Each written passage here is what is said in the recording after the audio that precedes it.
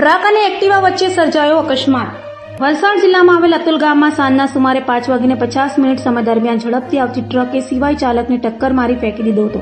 Truck number RJ27ZE6505 નંબરવાળી રાજસ્થાનની ગાડી હોવાનું સામે આવી રહ્યું છે, જેમાં એક્ટિવા નંબર ZJ15EL5966 નંબરની કિશોરભાઈ નાયકા અતુલ ગામના રહેવાસી તેમની એક્ટિવાને ટક્કર મારી હતી, જેમાં એક્ટિવા ચાલક કિશોરભાઈ જોખમી રીતે પણ ઇજનર થયો હતો અને એને સારવાર માટે નજીકના હોસ્પિટલમાં ખસેડવામાં આવ્યા હતા.